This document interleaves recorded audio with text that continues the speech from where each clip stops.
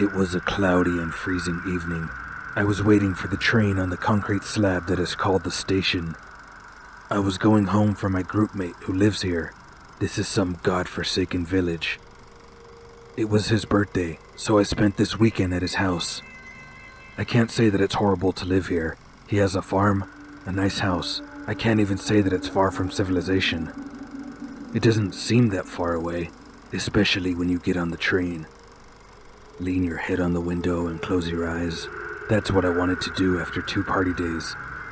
I stood on the platform while a nasty damp wind was blowing across my body, getting to my very bones. There were still a few people with me, 3 guys and a girl. They were joking and laughing all the time. I was trying to warm at least my hands. This isn't a regular train station where one can go inside to warm up and drink coffee.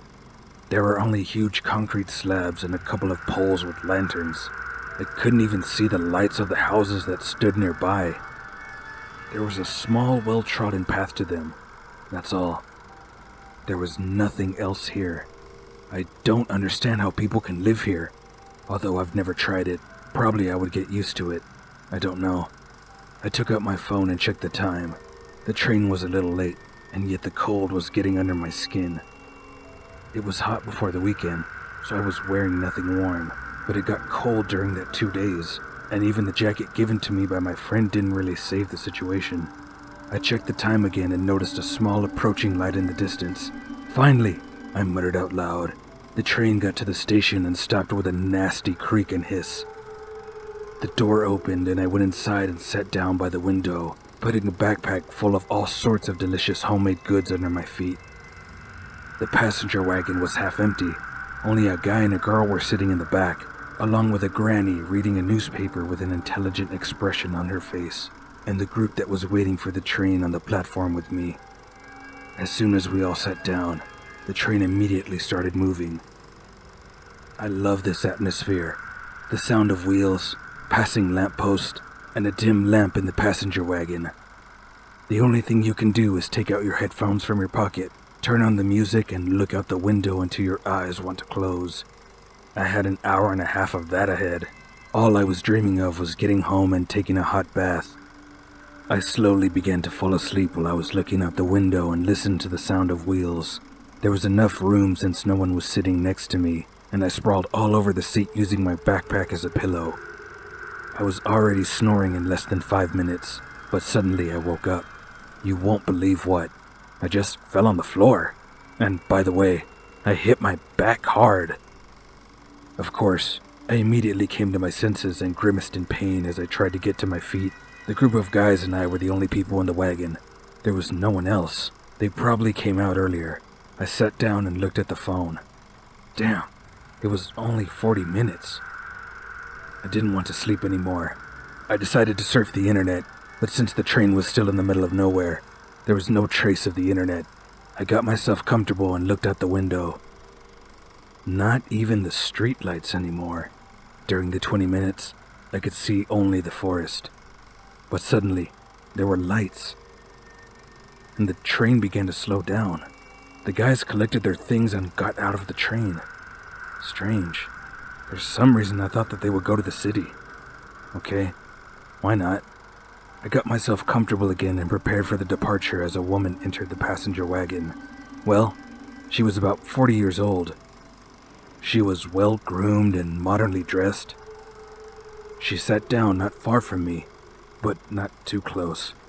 Well, nothing special. I thought back then.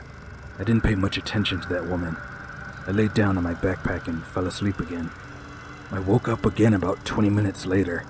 Why? Not because of the stop. I woke up because some insect was crawling on me. Or to be more precise, on my face, like a fly or a mosquito. I didn't care about that damn thing. Just swatted it quickly and back to sleep. But suddenly, one thought crept into my head. It was November. The winter is coming. There should be no flies or mosquitoes. That thought woke me up. I opened my eyes and saw the insects fly in the passenger wagon, but they weren't flies. They were so strange, and there were so many of them. I've never seen anything like that before. There was only me and that woman in the passenger wagon. At first, I wasn't even interested in her, but later, after watching her for a while, I realized that she didn't move at all. With my eyes bulging, I continued to look at her and tried to keep the damn insects away from me. I noticed another detail. Most of these insects were right above her. The big swarm was flying around her. After a while, I decided to get up and check her. There was not a single move for 20 minutes. That was strange. Maybe she fell asleep, I thought while going to her. Well, I'll check it out. I went up to her and she scared the hell out of me. She sat like a statue. I couldn't call her alive. Of course, there was flesh, and she was a person, but it felt like she's a statue, honestly. What's even more horrible, the insects had swarmed in her open mouth. For God's sakes, there were a lot of them. I couldn't even see her teeth because of them. I stepped back, covering my mouth with my hand. She had almost black veins on her arms and neck, and she was of unnatural color. And one more thing, her eyes. They were open all the time, and they were constantly looking at me, like Mona Lisa. She was constantly looking at me wherever I stand. This terrible and disgusting picture caused me fear and anxiety. All I wanted was to be home with closed doors and with the lights on everywhere, but my home was far away from there. I tried to go to another wagon, but just as I took a few steps to the door, I heard a crunch. I turned around and saw her head leaning on her shoulder. What the hell? What the hell is going on here? She had just been sitting normally a moment ago. What just happened? That crunch made my blood run cold. I need to get out of here as soon as possible. I ran to the door and heard another crunch, and had no desire to turn around and look at her, but still, I saw what was happening there. I saw it in the reflection of the wagon window. Now one of her arms was bent on the opposite side. What the hell? That's the only question that's been on my mind. I began to pull the handle of the door again. It was closed, as I understood it. And another crunch. I look out the window again. She's already up. She was running her eyes over the wagon as if she's looking for something. I froze, the sound of the train's wheels mingling with my heart. She stood still. The only eyes were looking for something. I plucked up the courage to rush immediately to the other end of the wagon, hoping that the door would be open there. Why on earth did I look at the other end of the wagon? She was already standing in the middle. How come? She was in the end, wasn't she? What's going on? I started to pull the handle of the door, and again I heard a crunch, and again I looked out the window. Jesus. She was standing right behind me. I froze, and so did she. I didn't know what to do next. How do I get out? She just seemed to press me to the door. For some reason, I thought that the slightest movement of mine wouldn't do anything well, but yet, this door wasn't locked. I stood still, like a statue, and then I decided to open it. I slowly reached for the handle, and I can already feel her hand on my back. I froze again. What should I do? It was the only thought spinning in my head. I decided to open the door abruptly, jump out into another wagon and slam it just as abruptly, so I did, counting to 3 in my mind, and I jerked the door open and jumped out into the other wagon. The sharp pain in my back knocked me down, and I hit my head. I didn't have time to close the door, so she was standing right over me again. I was no longer driven by sanity, but by animal terror. I realized that she was reacting to my movements.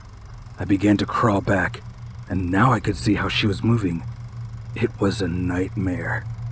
She came towards me in jerks, and each jerk ended in a strange pose. Her hands seemed to break and then return to their original position, just like her legs.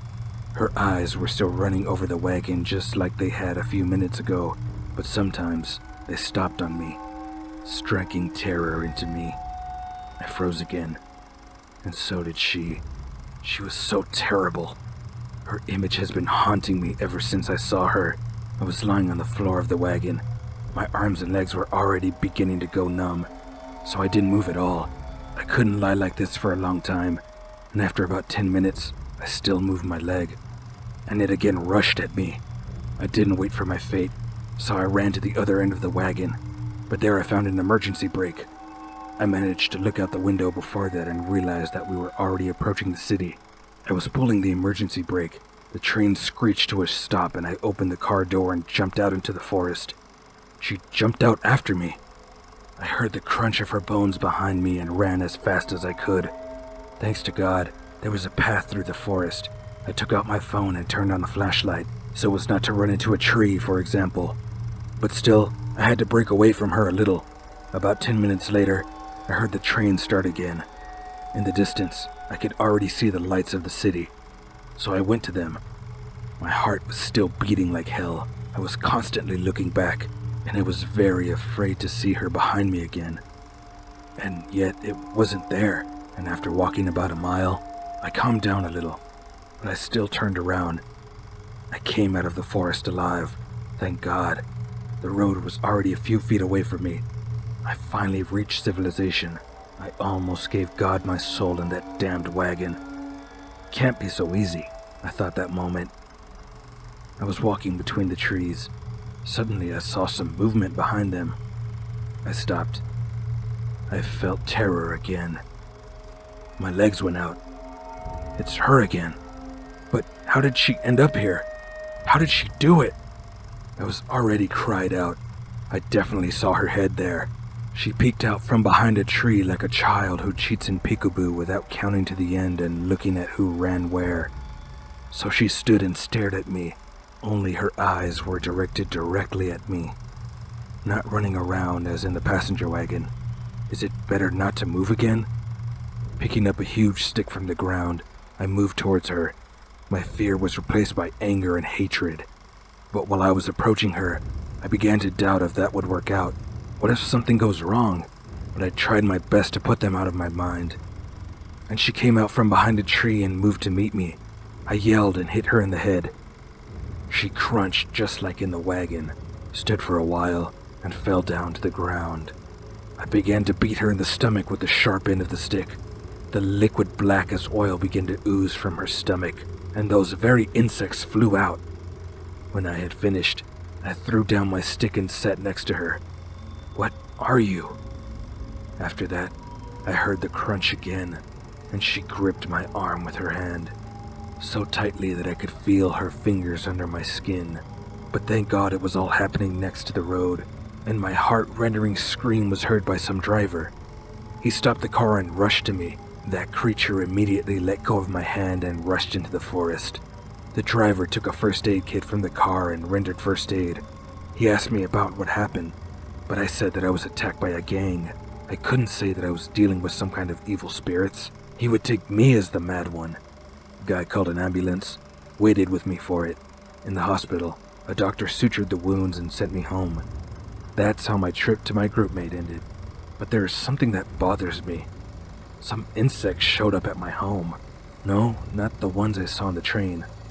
I thought it's because of the garbage. Then I cleaned everything up. I couldn't find anything that could attract some kind of creatures. But still, there were a lot of them. One more creepy thing happened last night. After taking a bath, I was going to the bedroom with the phone flashlight on. Out of the corner of my eye, I saw that creature in the mirror.